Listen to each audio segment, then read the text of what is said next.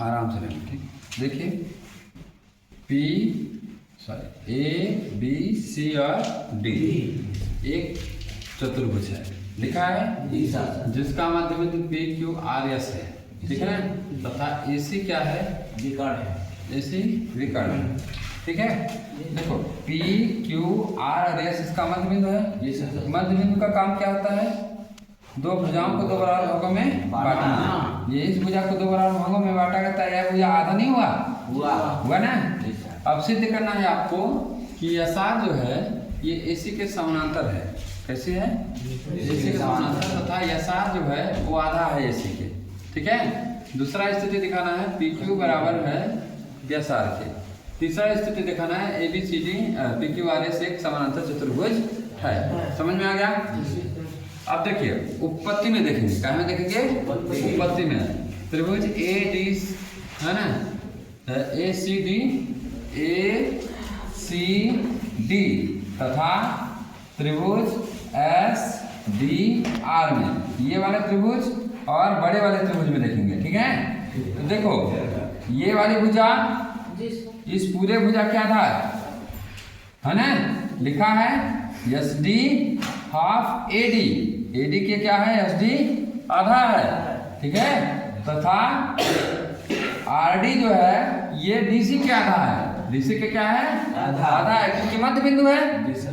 अब कोण डी जो है ये दोनों में है, छोटे वाले त्रिभुज में भी है और बड़े वाले त्रिभुज में भी, तो ये वनिष्ठ हो गया।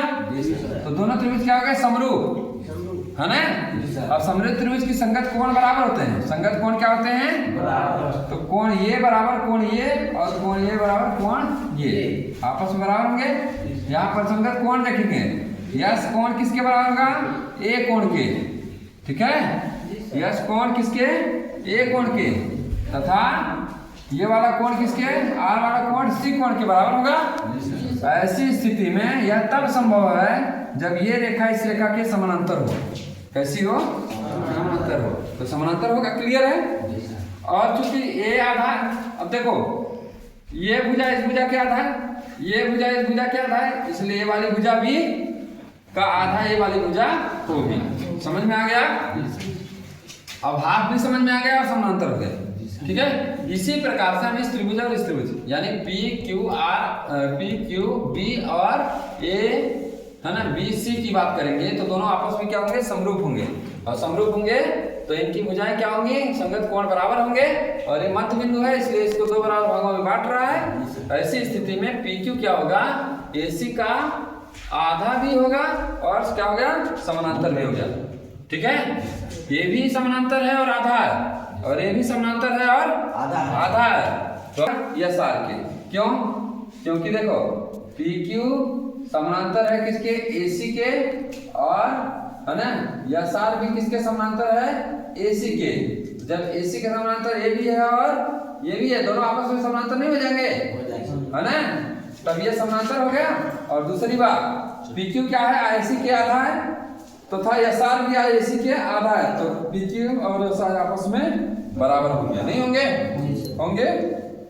चूंकि दाएं पक्ष इसका बराबर, तो बाएं पक्ष बराबर होगा, है ना। ऐसी स्थिति में देखो ये इनका भी दाएं पक्ष बराबर है, आपस में समानांतर हो गए, है ना। क्लियर हो गया?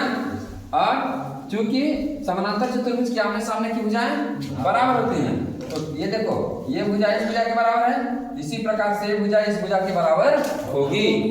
जब होगी तो दोनों क्या हो जाएगा? ये पी क्यू आर एस से समांतर चतुर्भुज हो जाएगा।